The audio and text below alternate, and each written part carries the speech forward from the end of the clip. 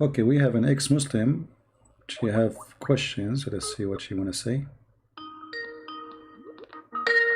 The person whom you're trying to reach is currently... Okay, well, busy. All right. Hello? Hi, CP. How are you? Hello? Can you hear me? Yes, I hear you. Go ahead. Thank you so much for having me. You're welcome.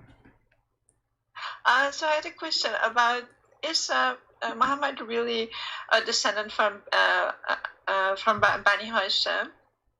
From Bani Hashim? I don't think so. I don't think Muhammad, you see, there is no proof that Muhammad is descendant to anyone.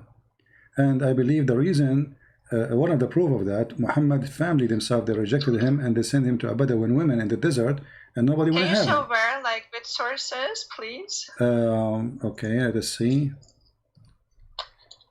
Let us see. I'm so happy you took my call. Oh, you're welcome. You know, but sometimes because we say Muslims only. Yeah, it's so unfair, seriously. Well, you know, we have like other channel, the Quality of Life, and there we take. Yeah, but then you can't call about Islam. You're just sick and tired of Islam, of course. Exactly. You don't want to talk about 24/7. Yeah, let us see where we can get you some reference.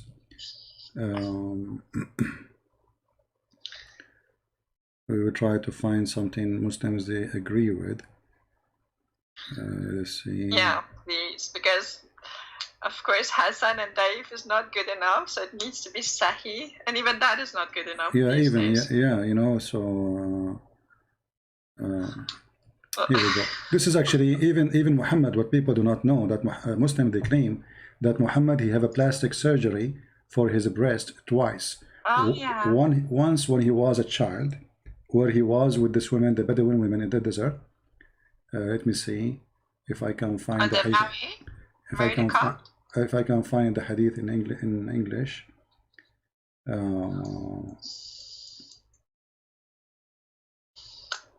Yeah, have you seen these little videos of you with cartoons, like where you just are sort of like a man baby and you're lying?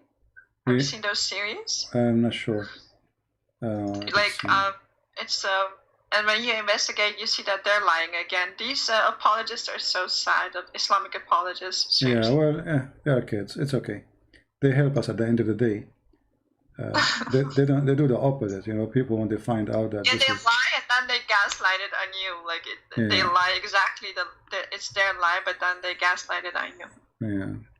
Let us see. So I'm really interested to prove that Bani Hashim, he's not it, because they say, well, he was a very respected, rich man who was known all over the place. And I remembered you saying that nobody even knew him, and also giving Khadija as an example, as in even after she married 2 times and had so many children, her father was not willing to give her away to a good-looking younger man. Yeah, because that's insane. Because you know, because a man who his daughter, she is married to many husbands before, she have tons of kids, and nobody will really marry her. I mean, even now, if you are a woman and married and you have many kids, you will have difficulty to find a man who will marry you.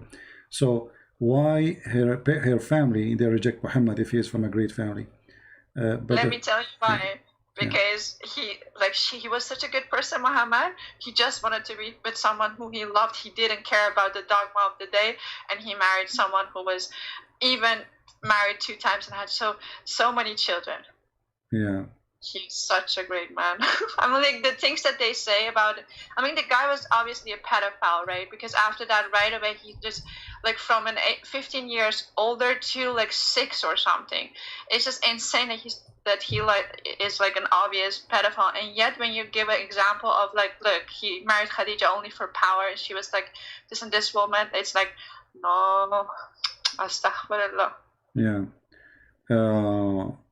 You see here the hadith here, I found one in English, the rest are in Arabic, and this is the problem. Most of the Islamic reference. Which one is this? Because I'm on the phone, I can't see. This is Sahih Muslim. I will post the link in the. Oh, actually, my screen is not on. Sorry. This is Sahih Muslim, hadith number 162C, and here you see the story supposedly This is a proof that Muhammad, he was suffering from epilepsy. You know, he fell down in the ground. They thought he is dead. MashaAllah, MashaAllah. He had everything. Yeah, he had everything in him. Yeah, but here the Muslim, they claim that the angels, they come to him and they cut his chest. And this is, you will see that this story repeated twice. Once when he was in Mecca, like as a grown man. Angels cut his chest? Angels or demons? No, according to the story, angels. Angel Jibreel, Dr. Jibreel. Yeah, Dr. Jibreel is very well known as a surgeon. He do surgery too. So Muhammad, he have a problem with his breast. So Jibreel, he did cut his chest and he extended his breast. And actually, there's a verse about it in the Quran. It says, "Sharah laka sadrak." You know? Yeah. So, and this story repeated twice. And here the question to the Muslims: why Allah, he did the same surgery twice? Why? The first one was a failure. Why Allah, he made the same surgery to him when he was a kid, and then he made the same surgery when he is a man. But is this somehow proof that he was not from the Bani Hashim? I don't think so, right? It's not related. Well, I mean, to prove it, you have to go analyze information. It doesn't come like there's nowhere it says no, he is not, you know. But there's like hadith says he is the same as a palm tree, which nobody knows how it came. Like a palm tree appears suddenly in the desert. But you will notice that there is like a hadith about people who came to claim that Muhammad is their son. You know, they claim literally that Muhammad is their son.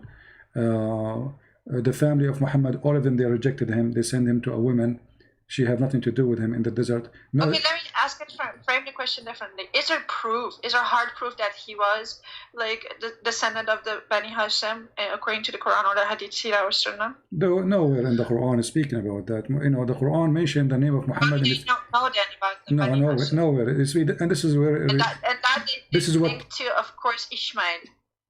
This is what makes it funny. How come the Quran mention that this is the son of this and this is the son of that, and then when it's come to Muhammad, it says nothing about him. Who is his father? Where he is even born? Abdullah was his father, right?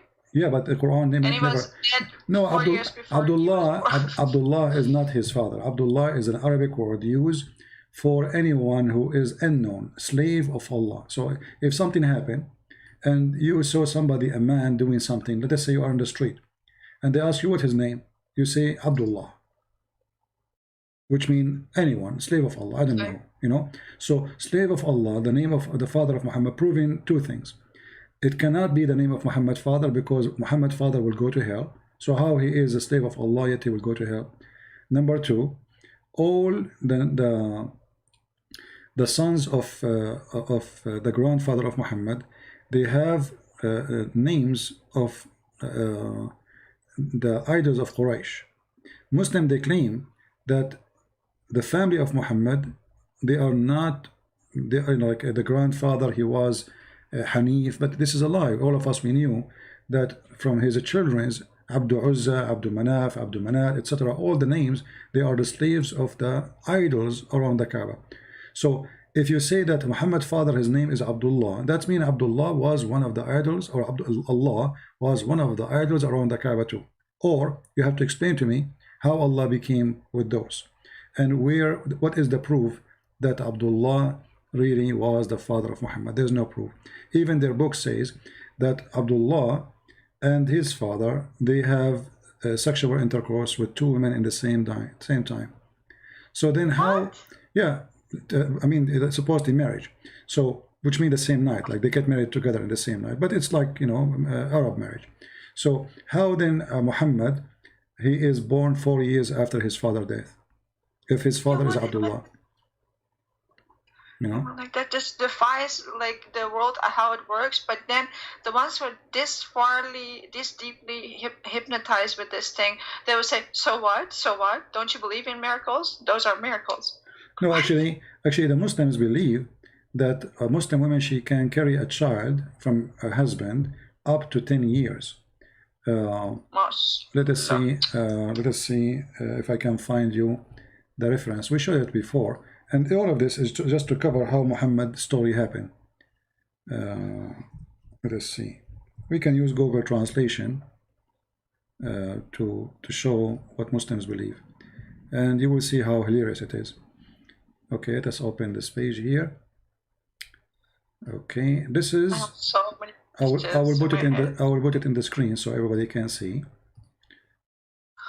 This is Islam Su'al and Jawab, run by Sheikh Saleh Al-Munjid, very well-known famous sheikh from Saudi Arabia. It says here, the title, what is the longest period of a woman to be pregnant, to carry a child? Translation from Arabic to English. Let us see. And then you will see the hilarious answer. Yeah, the longest period of women to be pregnant. You see it?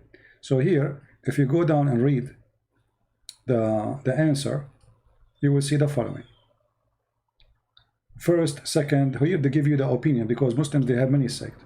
So, depend in the sect, but all of them, they agree together that women, she can really, the normal thing is like 9 months, then 2 years, then 3 years. Look here, 2 years in the doctrine of the tap, this translation, which is not really good translation. 1 year according to etc. Muhammad ibn Abdullah al-Hakam. Then he says 3 years, which is saying of Layth ibn Sa'd. And then 4 years, which is the doctrine of Sufi. Mimi Hijab is a Sufi, by the way. So according to Mumi Hijab, his wife, she can deliver a child 4 years after he divorced her. He's a Sufi. No? And the Hanbali too, they have the same, and the Maliki. This is the Islamic sect are 4, and those are 3 of them. They agree with the 4 years, and they can go more. Here it says 5 years according to Imam Malik, the Maliki sect. They believe woman, she can have a child 5 years after 5 years after the divorce or her husband pass away. 6 years according to Az-Zuhri and Malik. And then he says 7 years according to Sa'd Rabia. And then it says, and this is the same version of Az-Zuhri and Malik. And then it says, and they really believe this. I thought thought it was miracles. No they limit. believe that this could actually biologically come to be. Well, this is what this is the religion. That's it. You cannot debate it. This is what they believe. And then even some of them, they say there's no limit, which means a woman, her husband maybe died 40 years ago. After 4 years ago, she delivered a child, if this is possible physically, and she will claim that this is from her son. Actually, there's a woman in Somalia.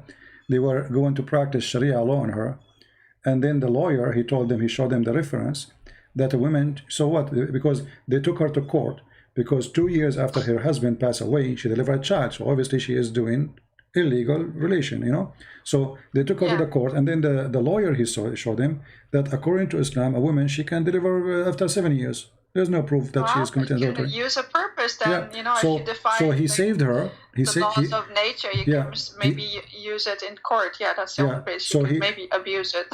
So he saved her from being stoned to death, because Islam teaches women, she can be, even no limit. There's no limit in some opinion. There's no limit. When woman, she can, there's no limit. She could be pregnant for 100 years. Yeah. Well, Subhanallah. All right, my dear sister. Yeah, I learned a lot. Okay, thank you so much. I have a million questions, but you have other stuff to answer. But thank you so much for answering my question. Thank you very much. Take care. Bye-bye. God bless you. Bye-bye.